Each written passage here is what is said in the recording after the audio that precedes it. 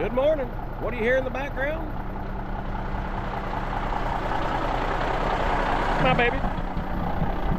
My baby. Brand new tag today.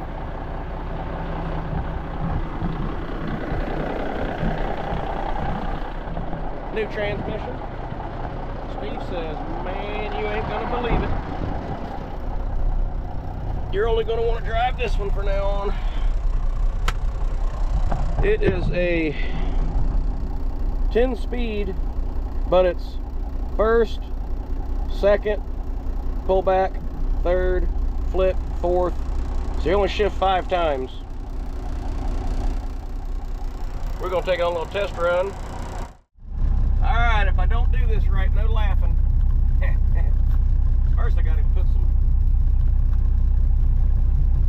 air in my seat. Dang. Ah. A little too much. These are the most comfortable seats. Bostrom Pro Ride. Bostrom Pro Ride. I wish I would have put these in all my trucks. I probably will be taking the Peterbilt seats out, putting these in there. Alright, so they said you pull down. That's first. That is first, for sure. Didn't need that one. Alright. Well, I was fixing to go to third, but we might as well run through the whole set. Why not?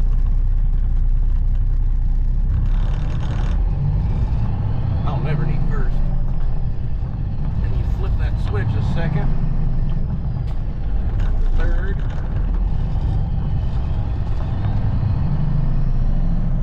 Flip the splitter, fourth. Fifth. Sixth.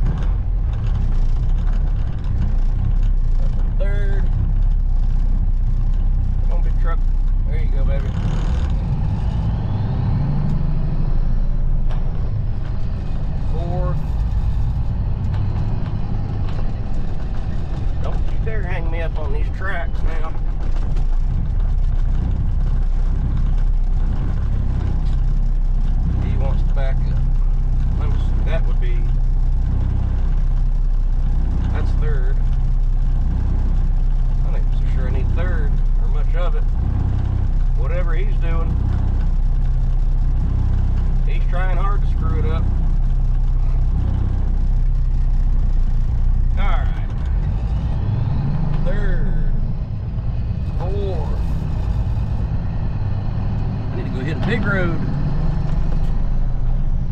5, 6,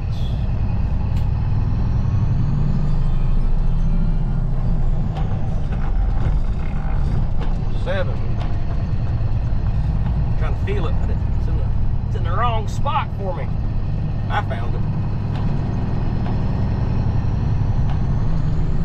Well, she does got some go. I mean, I'm not even trying.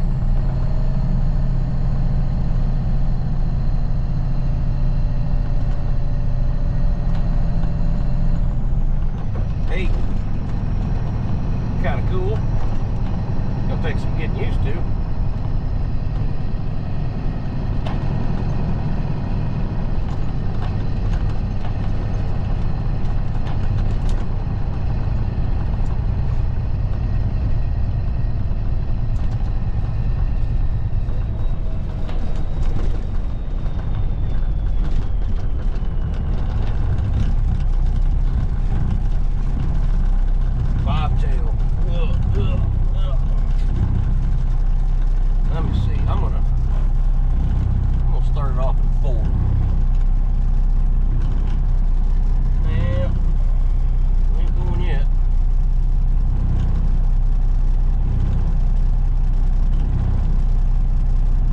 wagon wheel of the steering wheel.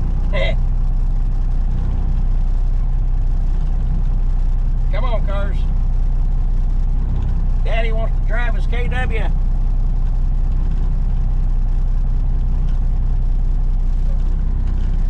We haven't even hit 10 yet. And taking off and forth with a trailer ain't gonna work.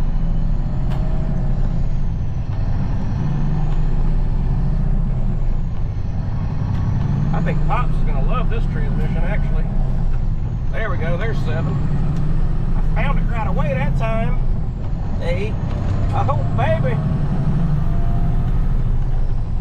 9er. Let's just throw her up in 10 and lug her down. Ah. Alright, back to 9, baby. I'm sorry. But I made it to 10. I don't know, 40 mile an hour. 10 mile an hour according to the speedometer. Oh, I would say let's run to I-4 and hit a big road, but I need to run to the property, get the Peterbilt to come back up here. We need to check the fuel system out. We'll talk about that in just 1 minute. Talked to Tommy Fitzgerald the other day. Let me see, where should I be? That worked.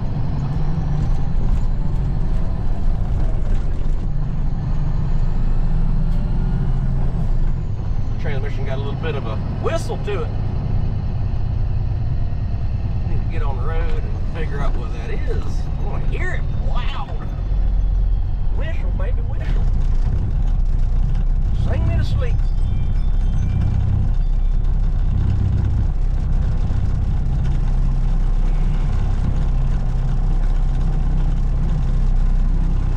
Yeah, it'll take a little getting used to, but it'll be alright. It's damn sure got a low gear and damn sure got a high gear, way higher than the other transmission, the last one that finally gave way.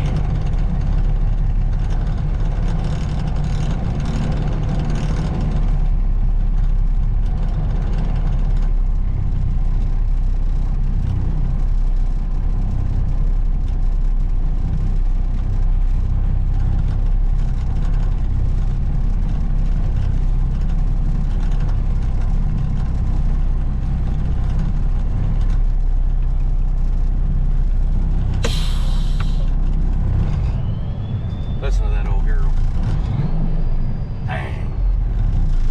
She sounds good. Alright, let's jump out and do some other stuff. Come on. Alrighty, we're leaving the mechanic shop there. We're gonna run out to the property and grab the Peterbilt and bring it in.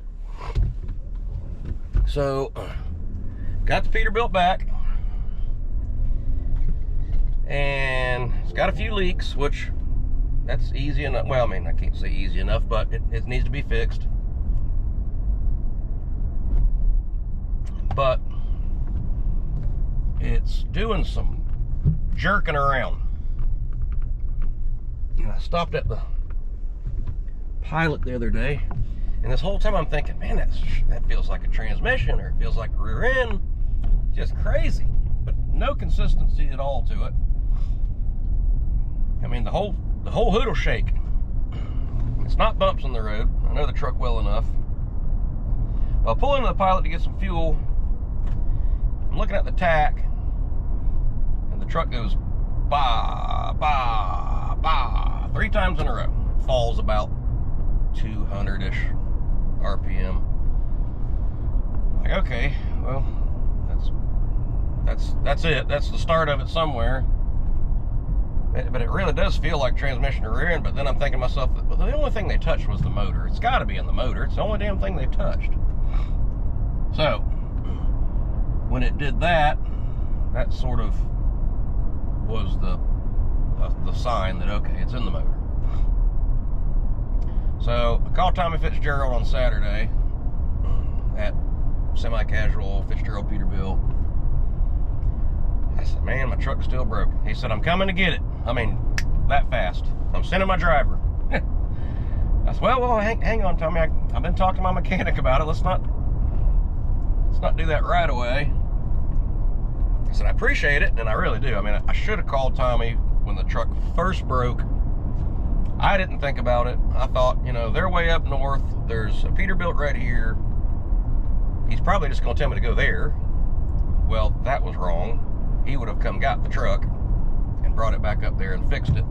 So, kicked my own self in the ass for that. But anyway, so it's got a brand new fuel filter in it. And maybe 1,500 miles, if that, since I've gotten it back. And the fuel filter's full. So, kind of suspecting algae. We're going to go out here and, number one, look in the tanks. Number two, bring it up here. It sat in that brush garage for, I'm thinking about 2.5 months. I've been meaning to look up the exact day that it got towed in, but somewhere around there. We might have got tanks full of algae growing since it's just been sitting. And this is what I was talking to Tommy, saying my mechanic wants to at least look it over, check for loose fuel lines, stuff like that, before, you know, we send it back up there to you or you come get it. I said, what I don't want to do is it be something as simple as a fuel line and you come all the way down here to get it to tighten up a damn fuel line. That's not serving anybody any purpose. But if it is something serious, I don't want it to go back to Rush and I lose the truck for another 2 months. He said, have your mechanic look over the fuel lines. I'll pay him. If it's not that, call me. I'm coming to get it. So, can't ask for anything better than that. That is an absolute class act, in my opinion. I wish to God I would have called him first. Again, I didn't think about it. You know, I just thought, I really did think, well, he's just going to tell me to go to Peterbilt. You know, wrong answer. My dumb mistake. So, Tommy is definitely, in my opinion, trying to go above and beyond to help me. Once I found out the motor was blown up, I immediately called Tommy, and, you know, he was like, why the hell didn't you call me first? I'm like, well, I didn't know, Tommy. I mean, I just thought they were going to put an EGR on it and send me down the road. I'd have it back in 3 days. No, that's not the case. Anyway, so the guys up at Fitzgerald Peterbilt and Semi-Casual are trying like hell to get a hold of it. I'm not letting them have it yet. I'm not, like I said, I'm not going to have them send a driver all the way down here and we find out that there's a fuel line that's half clogged with algae or a line is sucking air or something. We're going to check that out first. Sorry I'm being a little long-winded, but that's what's going on. We're headed to grab the Peterbilt, come back up here, and try to give it a good look over, and then we'll make decisions after that. So that's what we're doing. So I know I told you guys a minute ago that I was fixing to take this thing and run it into my mechanic and look over the fuel lines. And as I was popping the hood, checking things out, I saw this.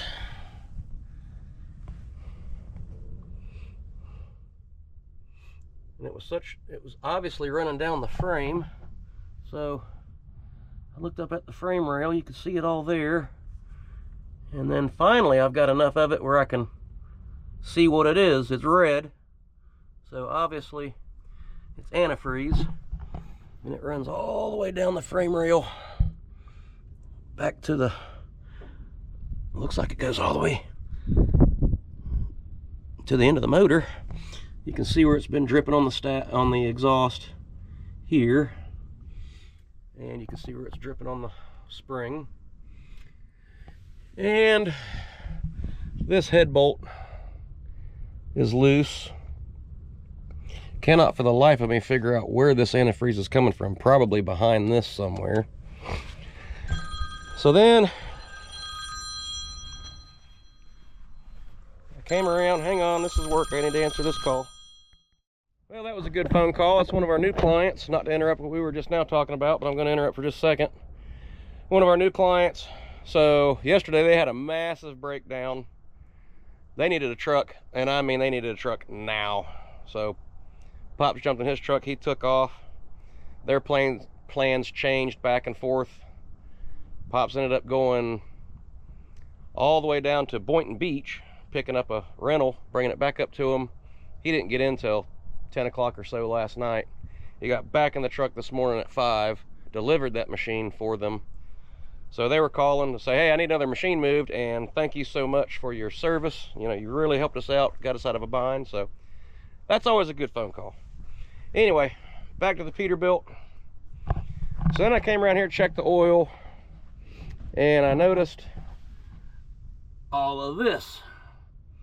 Just filthy oil, just caked up down here. I mean, look at that. That is just caked on. So something's leaking on this side. You can see it all over that line there, all over this zip tie. So something's leaking up here.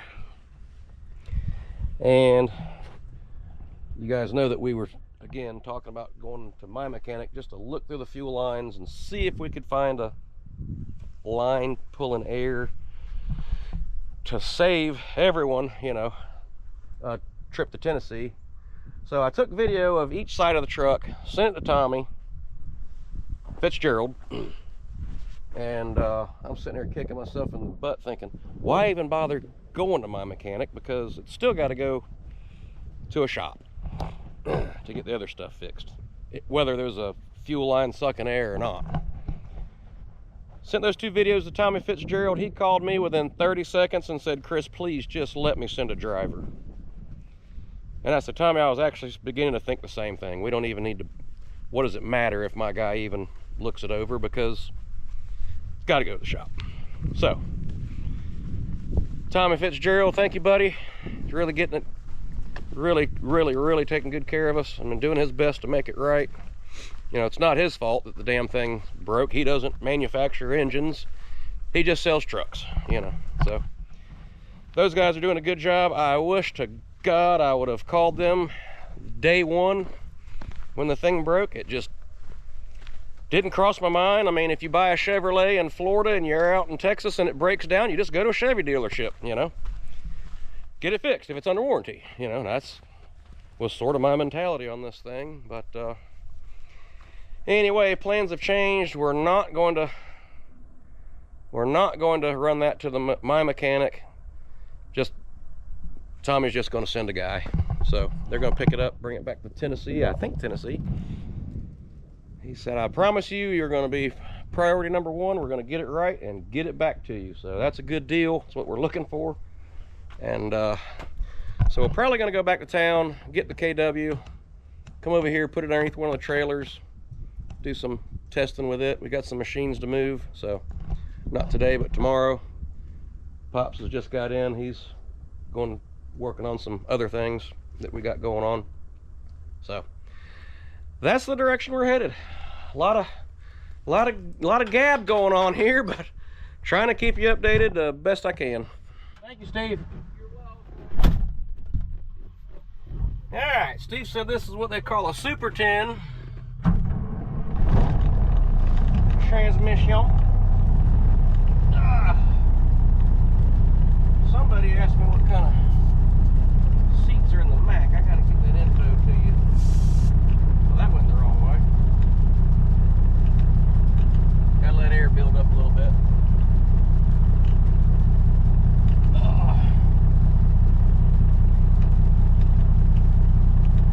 We're gonna go hit I-4, run this thing a little bit, go to the shop, try to clean it up some. Vacuum it, wipe it down a little bit.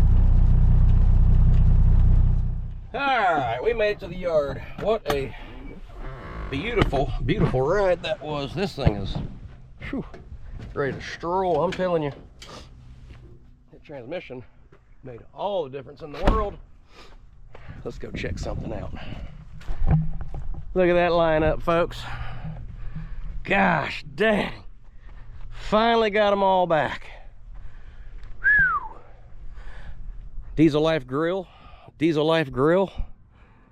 I wonder if I can put a Diesel Life grill in that one. I need to get these lights cleaned up. Need to get them cleaned up pretty bad. But dang, finally got them back. It looked good to hook a trailer to this one. Got my boat trailer loaned out right now.